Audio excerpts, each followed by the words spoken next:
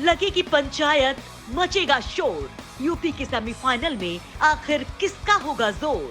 जानने के लिए देखिए यूपी का सेमीफाइनल। नमस्कार, आप देख रहे हैं यूपी तक और बागपत के दौरे पर हम हैं। तो एक पंचायत सदस्य के लिए चुनाव मैदान में खड़े हैं नेता जो सुर्खियों में पहले भी रह चुके हैं। उनसे हम बात करते हैं। मनु पाल जी हमारे साथ हैं, बीजेपी की तरफ से ये हैं, इनको समर्थन बीजेपी का मिला हुआ है।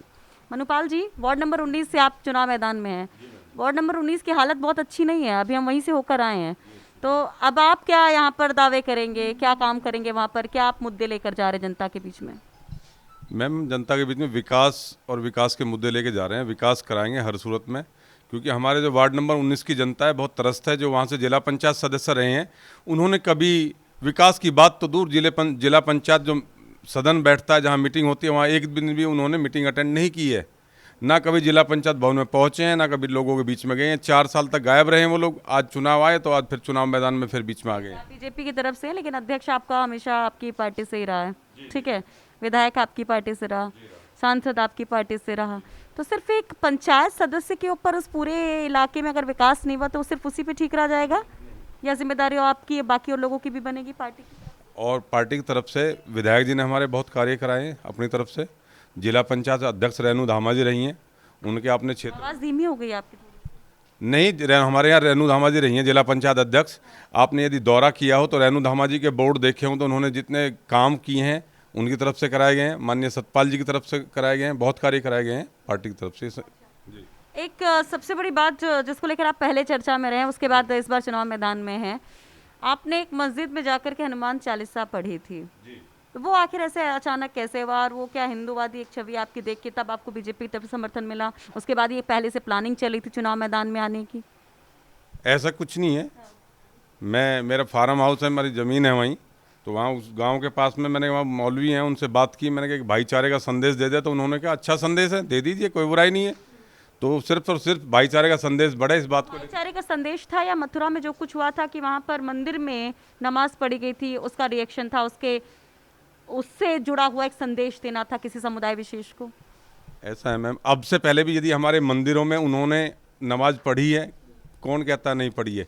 यदि वो काम करने आ रहे हैं वो लोग, वहाँ पे मजदूरी करना है तो पढ़ते हैं। हम लोगों को ऐतराज़ तो नहीं करते, लेकिन उन लोगों को ऐतराज़ हुआ है। हम लोगों को कभी ऐतराज़ नहीं हुआ, उन लोगों को ऐतराज़ हुआ है। ये उन लोगों को समझना चाहिए कि हम भाईचारे को बढ़ाना चाहिए, या हम ऐतराज़ करके और दीवार हम एक दूसरे के बीच में बढ़ा रहे हैं। तो हम लोग मंदिर वाला मसला बहुत गंभीर हो जाता है, क्योंकि उसी पर सियासत अब आजकल उसी धुरी पर घूमती रहती है। खासतौर पर राम मंदिर की तरह मथुरा को भी मांग की जा रही है वहाँ पे, इसलिए ये थोड़ा विषय बहुत संवेदनशील हो जाता है। आपको नहीं लगता कि इस तरह की चीज़ों से थोड़ा बचना चाहिए? संदेश देना है तो आप एक दूसरे की मदद करके कौमी एकता की मिसाल रख सकते हैं, संदेश दे सकते हैं। दरअसल हम देते हैं संदेश, हम लोग कार्य भी करते हैं। आपको जानकारी होगी, जनसंख्या समाधान फाउंडेशन हमारा पिछले 7 वर्षों से देश हित के लिए कार्य भी कर रहा है। हम जनसंख्या समाधान फाउंडेशन को लेकर उसके देश के 22 राज्यों में जन जागरण कर रहे हैं कि देश में जनसंख्या नियंत्रण कानून लागू हो।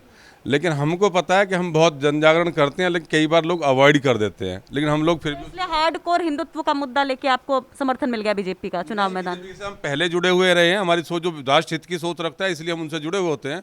हमारा ये नहीं है कि हम एकदम हिंदुत्व का मुद्दा लेके जुड़ेंगे, ऐसा कुछ नहीं है। हम लोग पहले से जुड़े हुए, जो राष्ट्र हित की सोच रखता है हम उसको समर्थन करते हैं, चाहे एनीबॉडी कोई भी हो। जी मैम। ये वेस्टर्न यूपी खासतौर पर ये मसला इसलिए गंभीर हो जाता है कि यहाँ पर हिंदू मुस्लिम बहुत हुआ है। 2013 में जो कुछ हुआ था मुजफ्फरनगर शामली इलाके में, पूरे वेस्टर्न यूपी में जिस तरीके से, तो ये बहुत गंभीर विषय है। और क्या उसी राह पर फिर से आप लोग सेमीफाइनल की पहले ही तैयारी कर रहे थे? यूपी का सेमीफाइनल हम इसे कह रहे हैं पंचायत चुनाव को, इसके बाद उत्तर प्रदेश का विधानसभा का चुनाव है। ऐसा कुछ नहीं है, हम लोग सिर्फ विकास और सबका साथ सबका विकास पर हम राजनीति कर रहे हैं। अंत्योदय का हम टारगेट रखते हैं कि जो देश का जो सबसे अंत में हमारा अंतिम छोर पर आदमी खड़ा हो, उस तक भी हमारी सुविधाएं पहुंचा, उसका भी उदय हो। मौना गांव जब मैं गई तो वहाँ पर मुस्लिम आबादी को मैंने देखा जहाँ रहती है, जहाँ दलित लोग रहते हैं, वो टोली भी देखी। दोनों जगह स्थितियाँ मुझे अच्छी नहीं लगी। वहाँ पे नल लगे हुए, हैंडपंप, किसी में हत्था ही नहीं है, किसी में पानी नहीं है, किसी में पानी आ रहा तो बहुत गंदा आ रहा है, तालाब एकदम गंदगी से पटा पड़ा है। मतलब मैं थोड़ी देर नहीं खड़ी हो पाई, मुझसे नहीं चला जा रहा था। तो वहाँ के बच्चे, बाकी लोग कैसे रहते होंगे सर? वहाँ विधायक सबका साथ सबके विकास की बात कर, आपने मैं दिखाया, मैं नाम भी बता, निसार अहमद के घर के सामने विधायक जी ने लगभग 55 लाख रुपए की तो खुद अपने विधायक निधि से फंड दे के सीसी बनवाई है।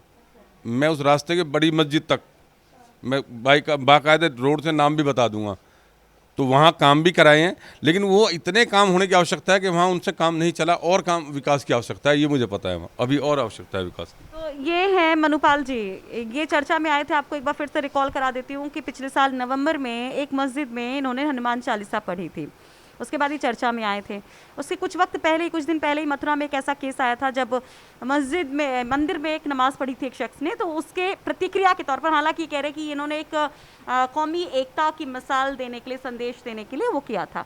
अब ये सवाल उठता है कि वेस्टर्न यूपी जो पहले से हिंदू मुस्लिम पोलराइजेशन के, पॉलिटिक्स के फांस में फंस चुका है, जो हमने देखा है, क्या एक बार फिर से कुछ नेता बीजेपी के, या एक लाइन ऐसी चल रही है जो हार्डकोर हिंदुत्व को अभी भी मुद्दा बना रहा है? ये एक बहुत बड़ा सवाल है। बने रहिए यूपी तक के साथ।